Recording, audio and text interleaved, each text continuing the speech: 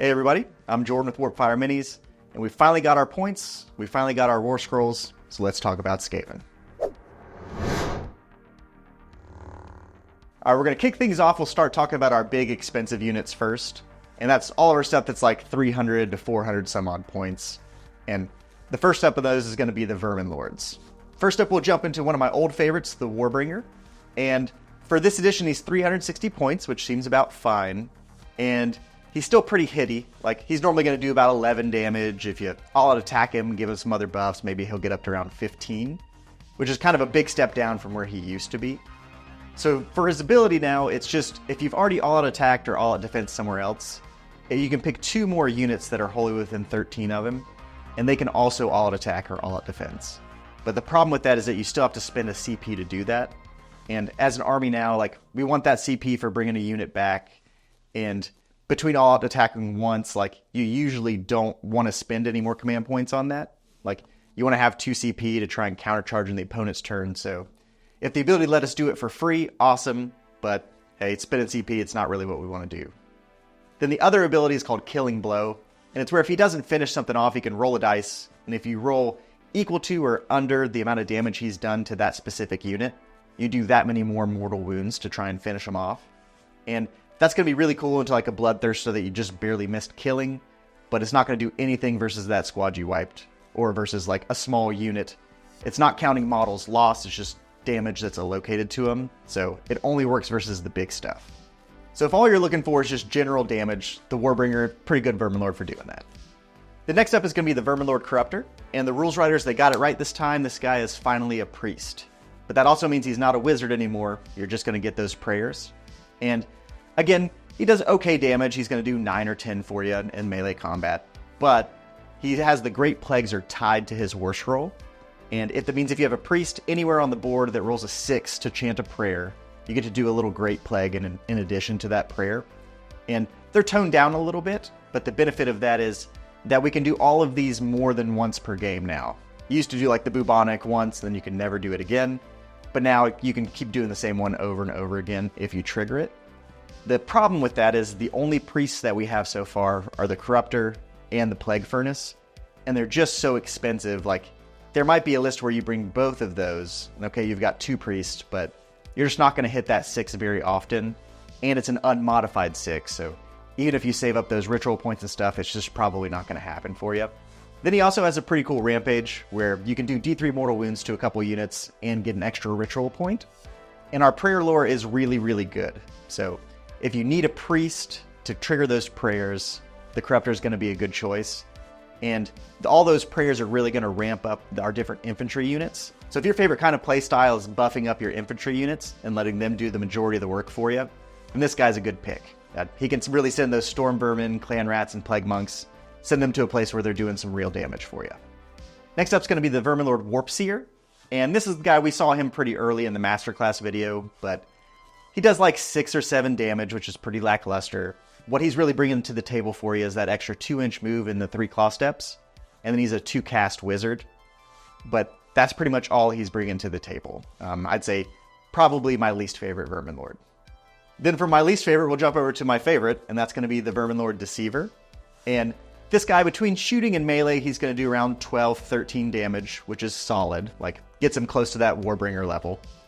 But his abilities are just the coolest. For Eshin Infantry, if they go for a redeploy, they do a minimum 4 if they're near him. Then the best part of him is his ability to teleport. And how that works is at the start of combat, you get to roll a dice before any combats happen at all. And on a 4-up, you can teleport to a new spot within 13 inches of him. That spot has to be within 1 inch of an enemy unit. And when you teleport, you have to go within 1 inch of that spot. So you can technically be like 2 inches away from this new enemy unit. And so that being 2 inches away is important because you can use that extra space to stay outside of 3 inches of other nearby enemy units.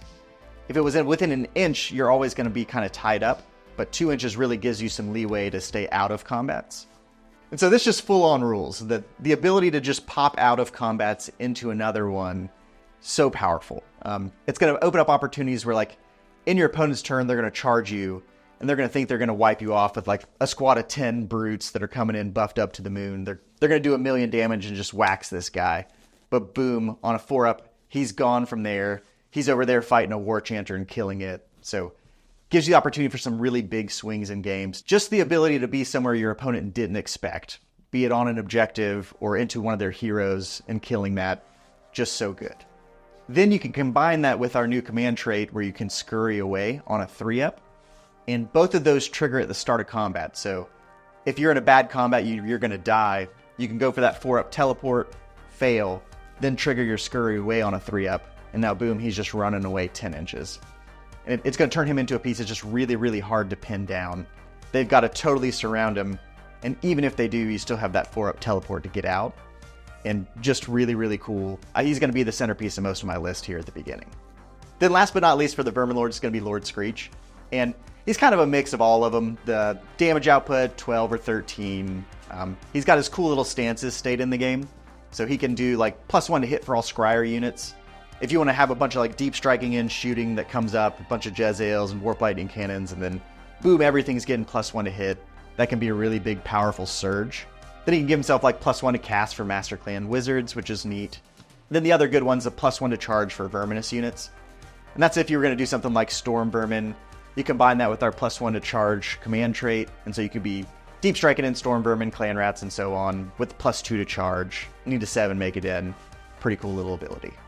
Then he has his Monstrous Rampage on a 3-up to turn off commands and minus from their objective score. And turning off commands is like the old school Roar, pretty solid. The only downside for Screech is he is the most expensive one at 430. And like the Deceiver's also expensive at 410, but the rest of them are around 360. So it's just going to depend on what the rest of your list looks like and how many points you have to play with. Next up is going to be Thankwall and Bone Ripper. And for him, he's pretty solid. The melee profile, he's going to do, I don't know, 7, 8 damage. So not quite Vermin Lord territory. But he does have a built-in +1 to cast. And that's our only +1 to cast outside of Screech in the whole book. So if you're trying to cast a bunch of endless spells, he's going to be probably one of your best bets in doing it. And he still heals D3 at the end of the turn, so that little bit of healing is nice. And he's got his spell Madness got better. It's a 6-up Horde Break, so like if you roll a dice for each model, it's 20 clan outs you're going into. 20 dice and 6-ups are Mortal Wounds, do a few damage. But it also turns off commands for the unit, so you're not going to even try to proc damage, just you're going in to charge that Bloodthirster. You can pop this spell on him, that way he can't all-out defense. And then price-wise, he's at 360, which is the same as the other Vermin Lords. So kind of if you just want to go casty, I think he's just a better pick than the Warpseer. Then our last two big units are going to be the Screaming Bell and the Plague Furnace. And the Bell, gosh, it went up to 350 points. And that's rough. I was really hoping to bring this guy, like it's still got the -1 to hit. For this edition, so many things hit on 4s, sending them to 5s is great. But it's only on a roll of 2 to 4 that you get the -1 to hit. So you're only going to get it half the time. And at 350 points, I think you need it more than half the time to be worth it. Just when you roll the dice and you don't get that, you're just kind of wasting a bunch of points.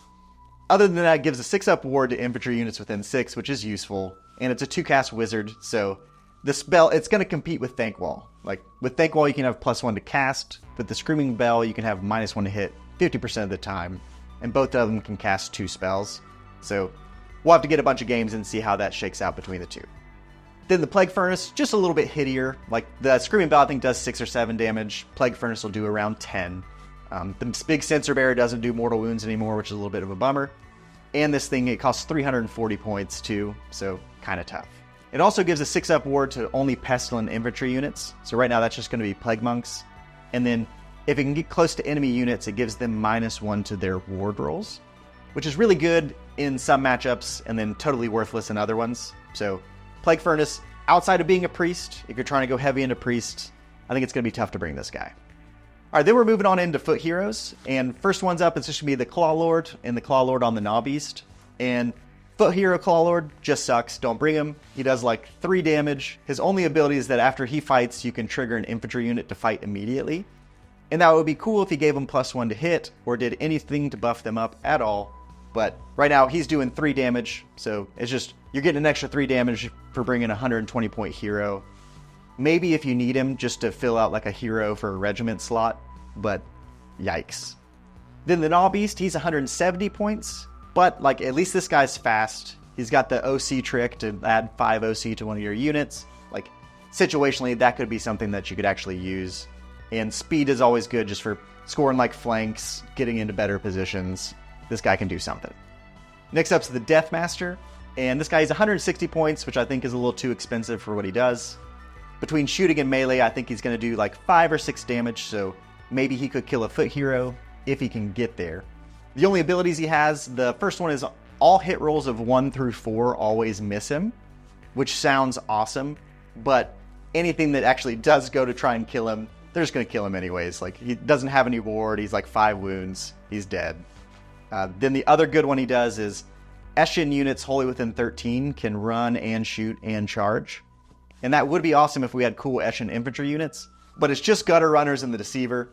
The deceiver's fast enough where he doesn't need to run and charge. And then gutter runners, we're just not going to bring a ton of them. Like, you might bring a unit or 2 and there are some cool utility things that they can do, but you're not going to spam them and really take advantage of this ability. Then we've got the Old Foot Gracier. And this guy, he's 120 points, so he went up a little bit. And he lost a cast. Used to be Wizard 2 forever, now he's only Wiz 1. But he did keep his ability to roll 3d6 to cast and pick the best 2. And then on the 13 it auto casts, yada yada. But he's going to be really, really good for getting out endless spells. So you've got a lot of them like Purple Sun and so on that cast on an 8. This guy with the 3d6 cast, he's going to be pretty consistently getting those out for you. And then being a Master Clan unit, he can lead any Skaven unit, which will also be useful for building your regiments. Then we got Master Molder, and he's only 100 points, and if you're bringing a bunch of Molder stuff, pretty sweet. Gives a Molder unit +2 to charge, and then at the end of the turn can heal them for 3. And really it's that +2 to charge that's making him worthwhile. And that's going to be your deep striking like a Hell Pit or some Rat Ogres out of a Gnawhole. Stand him right next to him to get +2 and make it a 7 on the charge. Then last up for the foot heroes are going to be our Scryer guys. So we've got the Arch Warlock, the regular Engineer, and the Bombardier. And the way those shake out, the Bombardier is the least expensive option. So if you don't have the points, you bring this guy. The regular Engineer, if you want to shoot heroes, he's the one who does that for you. Otherwise, if you have the points, I highly recommend the Arch Warlock instead. He's 170 versus 150, so it's 20 points more, but he's a Wizard 1, so he can cast endless spells and do stuff for you there. And he can give any unit of Scryer that goes to shoot for covering fire, they get to ignore the -1 to hit penalty. So it's going to be that block of 6 Jezails. He's hanging out back there, slinging spells, and then when they go covering fire, they're still going to be hitting on 4s, rock solid. Now we're moving over into our melee units, and first up's going to be Clan Rats. Huge price increase. We went from 100 to 160, but we got the recursion, so like it is what it is. They did a good job. If they made them too cheap, so like if Clan Rats were 120, we'd be living in a world where everybody just spammed 120 of them and just tore everybody up. So 160, I think they got it right, but when you're doing your list building, it does hurt a little bit. And that's going to turn into something where I think we're bringing maybe 40, 60 Clan Rats, somewhere in that realm. Next up is Plague Monks, and they have the exact same melee profile as the Clan Rats, which is a little bit weird, but they have one worse save, so they're saving on 6s.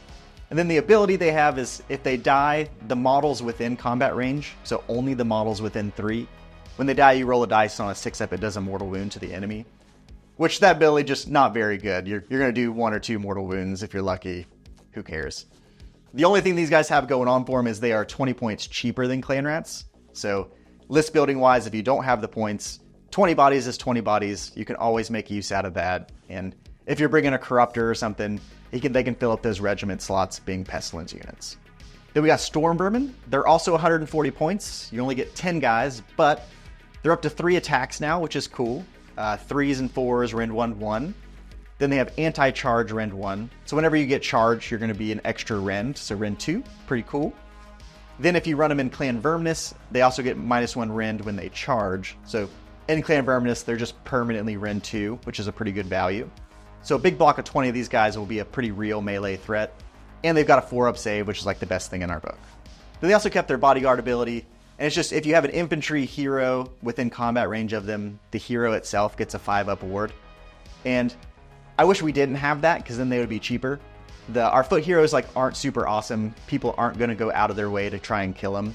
So it's an ability. If the Storm Vermin got the ward 2, then it would be incredible. And even if they change it to a 6, like make that a 6-up ward for the Storm Vermin, that would have been great. But a 5-up for like a Gracier nearby, not going to be super impactful. Then for Clan Eshin's infantry, we got the Night Runners.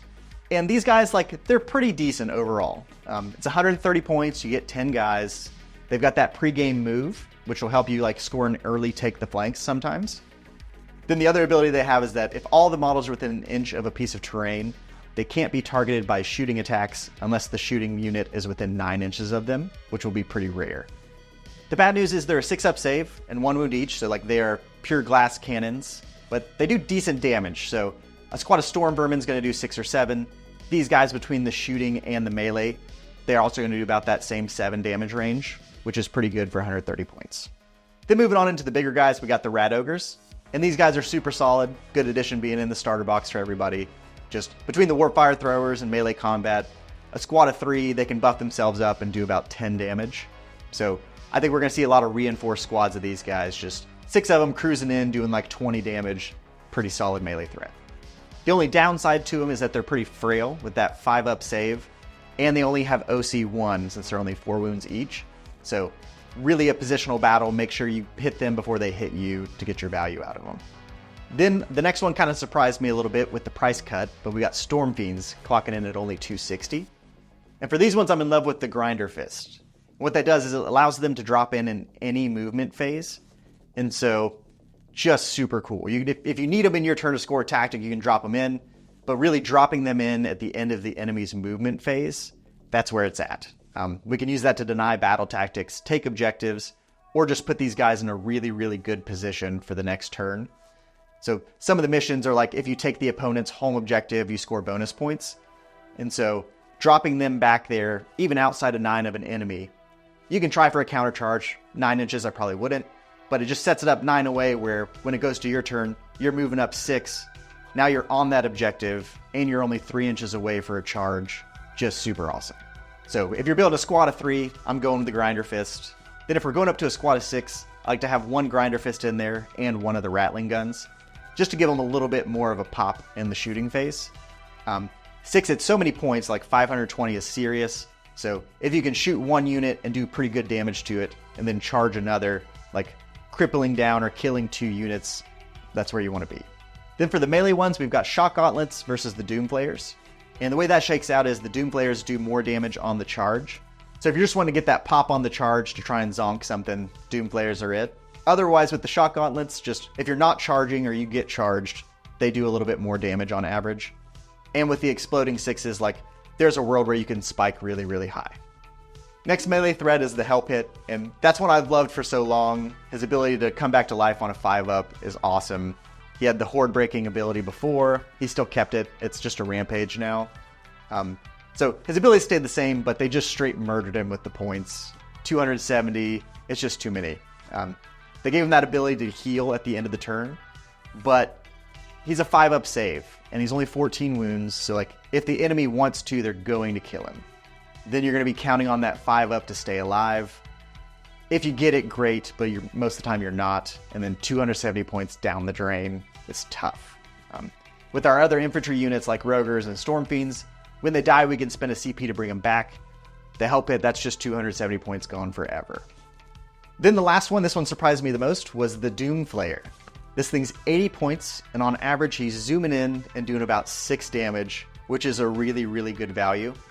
And so this is one where if you've got some extra points in your list, like tossing 1 or 2 of these guys in there, good idea. They do good damage and they're pretty fast. So again, if you want to shoot 2 units out to score an early take the flanks, like these guys, they're great at doing that. 4-up save, 4 wounds, solid little unit. Moving over into the shooting units, we've got the Warp Lightning Cannon and the Warp Blaster. I'm going to pair those 2 up because I don't like either of them.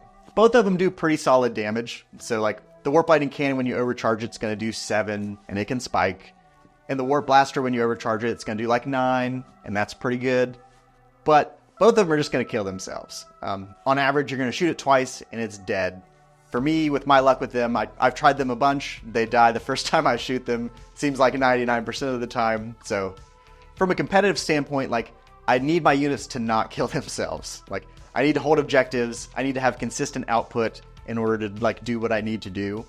And so when these guys blow up and kill themselves, I'll be in a position where I'm feeling really good about the game, and things are going well, and then boom, boom, these two things are dead, and now I'm on my back foot and not doing good. I don't like that. I'm out.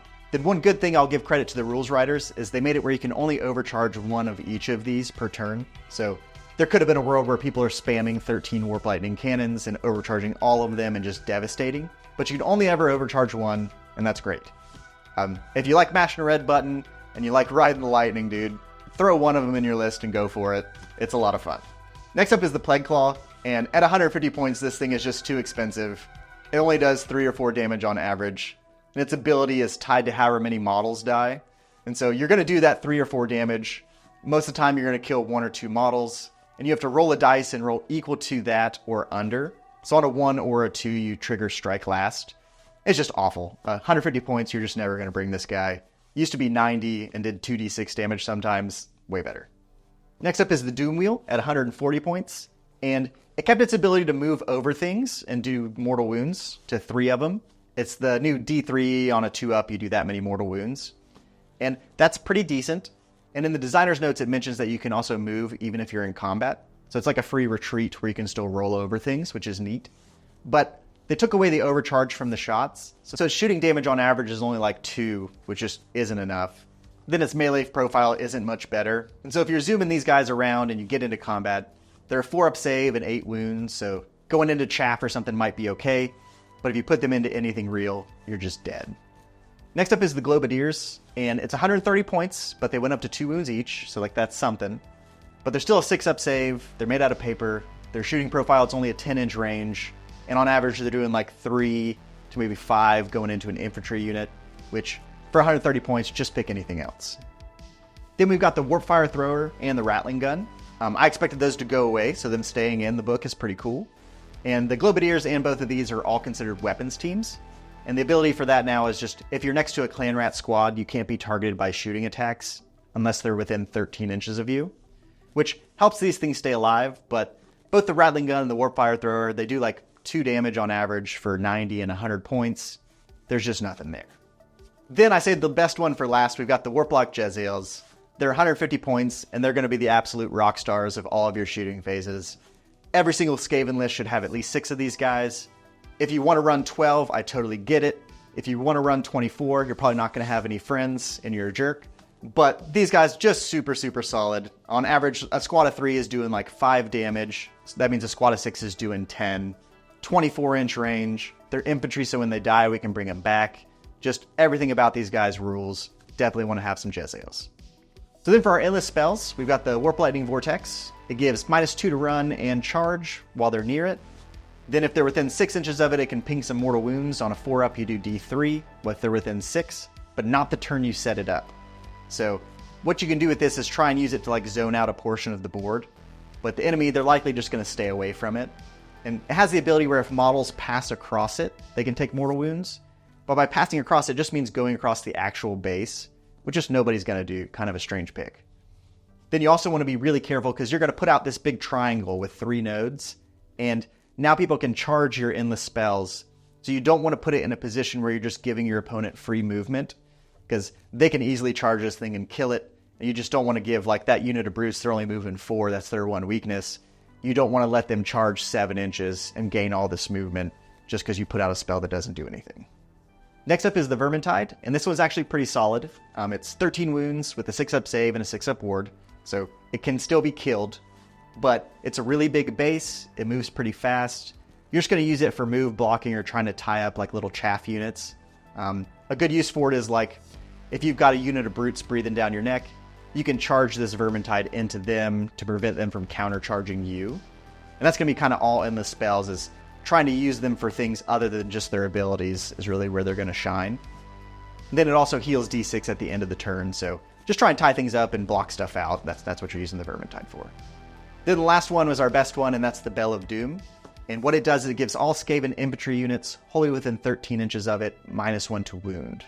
And there's not a ton of plus to wound things in the game, so being able to take all these units from wounding on 3s and 2s to go into 4s and 3s, super, super solid. And it'll be a world where if you are bringing that Screaming Bell, if you can trigger the -1 to hit and the -1 to wound, you're really giving all of our infantry units some staying power. But that's it. That's my first impressions on looking over the Warscrolls and the points for Skaven. And gonna go get a bunch of games in. We'll do a little like actual Start Playing Skaven video here in a little bit once we get things a little bit more dialed in. But if you guys have any questions or just want to say that I'm wrong, drop it there in the comments section. I'll go through and read them. And as always, if you need any models, check us out at warpfireminis.com. Thank you.